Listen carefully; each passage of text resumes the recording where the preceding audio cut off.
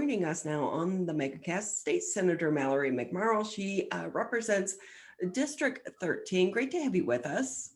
Thanks so much. Great to be here. We should mention too that you're serving your first term. How are you doing? We're doing okay. I think nobody planned to serve in the middle of a pandemic. So the shift of our office over the past year has been just about really re-engaging in the service aspect of the job. My entire staff has been focused on helping people navigate unemployment, getting accurate information out to people, helping people find vaccines and food banks. And that's all work we're glad to do. It means some of our legislative priorities go to the back burner, and it's been a shift. And I also just gave birth to my first child in the middle of a pandemic. So it's been a year. Oh my gosh, this is like a year that you'll remember forever. But just imagine the stories that you have. Did you have a boy or a girl? A girl, Noah. Well, Thank congratulations you very much. on motherhood. But also, can I ask you on a personal level, what was it like for you to be pregnant during this time as well? Because you're not only an elected leader, you're a mom to be. Yeah, it was very strange. And I learned that I am only the second person in Michigan history to give birth while serving in the Senate, the first being Stephanie Chang, who currently serves in Detroit. So only in the past few years have we had sitting members of the state Senate who are also young moms. So it's been an experience. I did my baby shower over Zoom. I didn't get to see my family. So there were challenges, but it was also nice to have the amount of time at home and have my husband here who hasn't been traveling for work for the past year. So there were definitely some upsides as well. Yeah, and I think so much of that is trying to look at the silver lining. But I will say, I think it's so great to have you because you offer that unique voice of going through this situation as a mom to be and now a new mother as well. But as we go forward, it does look like, fingers crossed, we're on the backside of this pandemic. But as a new mom, are you still nervous?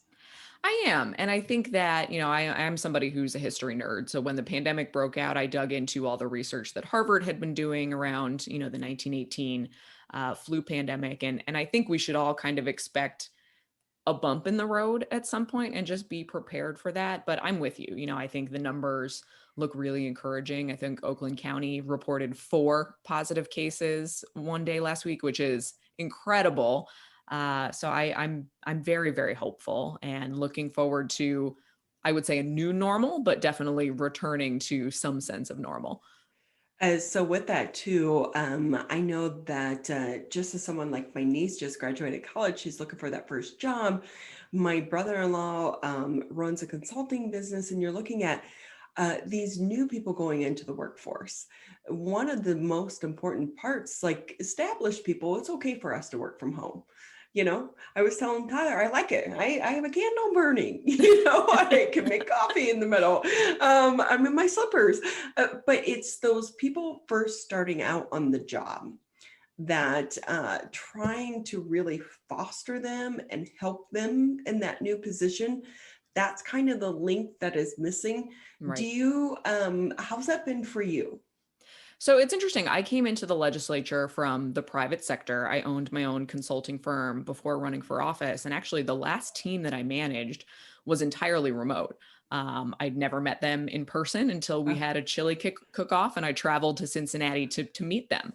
But for most of my job, it was not only remote workers from across the country, but around the world as well.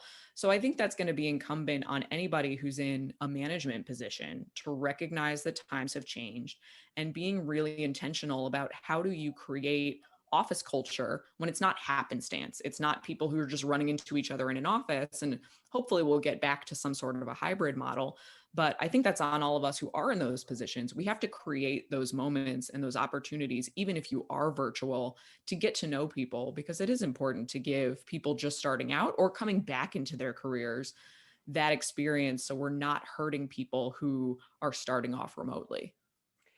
State Senator Mallory McMorrow with us here on the MegaCast. She represents District 13. You have such an interesting background. Obviously, you're an engineering buff, right? Product design, but also media. So, how do you take that private sector and try to merge it in the public sector? Because there is sometimes when you come from the private sector, you're like, boy, we would, private sector, you would have things done, right? There are Right. deadlines. Right. Public sector, things don't move so fast.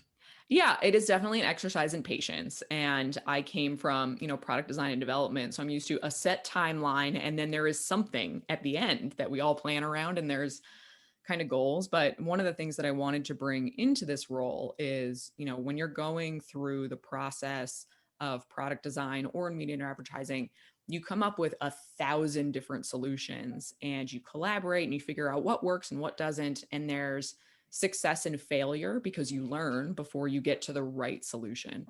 And in the public space, I feel like oftentimes people are advocating for their one idea. And sometimes that pushes against people and it's not the best solution. So that's one of the things that I've been hoping to bring into this position, and trying to be much more collaborative. Part of me wonders if we did a thought experiment where bills were introduced without anybody's names on them, what would pass and what wouldn't. Unfortunately, that's not how the system works. But I think there's a lot from my career in design and media. I use my background in media to change how we communicate with constituents. So we've been doing a virtual show just like this one throughout the entire pandemic, every single week that the Senate is in session, with live Q&A where people can ask me questions, and trying to make it more accessible, especially on the state level, because most people don't know who their state legislator is and don't care, frankly, and I'm okay with that. So how can we bring more people into this experience by making it accessible and real and maybe even fun sometimes? And with that too, I will say, do you find that people are becoming more engaged? Because if anything, throughout the pandemic, hopefully the general public has come to realize just how important their elected leaders are throughout this pandemic, even on the super local level, from our, elected leaders on our school boards to our city council members and to people such as yourself. So are you finding more people are getting engaged? Or is it kind of the same people over and over? No, I think it is. And there's pros and cons to that. So through our virtual coffee hours, especially at the beginning of the pandemic, at one point we had, almost 1,000 people participating live because everybody was at home. They weren't going to physical events. And it was a great way to engage with people. We've seen those numbers kind of dip down. So now we're trying to figure out, okay, how do we get back to some in-person events? Maybe we stream them live at the same time. How do we continue to connect with people in a real way? People are engaging with us, I think, more about state issues. But it's also, this is an incredibly politically divisive time. So we've seen Michigan become the center of national stories, and my office getting emails and phone calls from every single state in the country around the election. And that makes it incredibly challenging for us to get to our constituents. So it's been a positive and a negative, and we're just trying out to figure out how we navigate forward to make sure we're connected to our constituents in a real way. State Senator Mallory McMorrow with us here on the Mega Cast. She represents District 13, and you just kind of mentioned national news. We know President Biden was here last week. Exciting event to talk about the new electric Ford. As someone who has, a background in the automotive industry, what's your thoughts about that? I think it was really exciting. I came from the auto industry, and I have been screaming this from the rooftops to whoever will listen. Michigan is the state that built the American auto industry. We build cars and trucks better than anybody else. But if we do not position ourselves to be on the forefront of electrification, autonomous vehicles, we're going to get left behind, not only by states like California, but by countries like China, who are investing incredibly heavily in these spaces. So I'm excited that we have somebody in the White House who feels the same way that I do about this. I've been really pushing for electric vehicle infrastructure expansion in the state since I took office. Hopefully, we're going to start to make movement there so that we not only build the vehicles here, but people can get from Detroit to the Upper Peninsula and not have concerns on whether or not they're going to make it. It's great to hear you say that. I have like an electric smart car and it only goes like 70 miles per charge. But I will say, it's all about having that app to know Yeah, where you can charge your vehicle.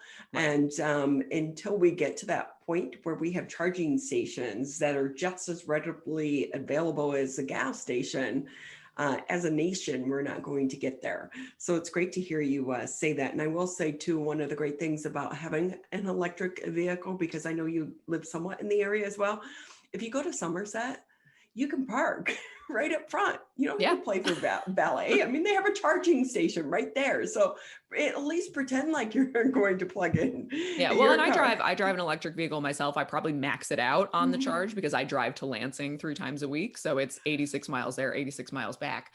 But it's nice to never have to go to a gas station. I plug it in at night. I wake up, it's like charging your cell phone. And once you get into Yep. the habit of doing that, it's really, really easy. It is. It is. And with that, too, Senator, we can ask you. I know that you're trying to bring back some of the vintage license Oh yeah. plates. Why? Why? So, it's so funny when I took office and coming from the space that I come from, I have a ton of friends who are in the auto space or auto enthusiasts. My husband wrote for Jalopnik for 7 years, was the editor in chief. So we're in the car nerd culture world space. And so many people reached out to me and said, you know what I would love? The blue plate back. Can we get the blue plate back? And it is crazy how excited people are about it. So we came up with a bill to bring back the blue plate and the black plate that was available starting in 79 for people who don't have historic vehicles. If you drive a new Mustang or a Camaro and you just want, kind of a nostalgic plate to put on your car, you can do that for an optional $100 fee, which would go straight into the transportation fund. So it's as simple as if you've got some extra cash, you want to celebrate some nostalgia with a nostalgic plate on your car, that's money to go help fix a few more potholes. As simple as that. Well, it really is fascinating. I will say my husband has an historic plate. He has like I don't know, a really old Fiat, which spends a lot of time in the garage Yeah. and at the garage down the street getting repaired. But it looks cute when he does actually drive it. So with that too, again, we're speaking with State Senator Mallory McMurrow. She represents District 13. So great to have you with us. Anything maybe we didn't touch on that you want to add before we say goodbye? I do just want to plug. I know I mentioned our virtual coffee hours. We do them every single week that the Senate is in session, Fridays at 1 p.m. on our Facebook page. And we would love to see more people join us. And you know what? I love that as well because really this is a great way for people to connect directly with Exactly. our elected leaders. So please take advantage of it. And it's great that you're doing it. And I love your background in media as well as automotive. The two go together so well right here in our area, but Absolutely. also your representation of us. So we wish you the best of luck. And also, congratulations again on your bundle of Thank you. joy. Thank you very much. I appreciate it. Are Great to you be on getting with you. any sleep? We are. She is a fantastic sleeper. She switched over right around 6 weeks and started sleeping through the night. And being a mom, I panicked. I woke up in the middle of the night and thought something must be wrong. But she's doing great. She's healthy. She loves solid nighttime sleeper. So hopefully that stays intact. Fingers crossed. Yes. Well, with that, we want to say thank you for your time, State Senator Mallory McMurrow. She's the represents District 13, and again, if you want to watch her coffee chat, you can do so Friday on her Facebook page. So, thank you again for your time. We appreciate it.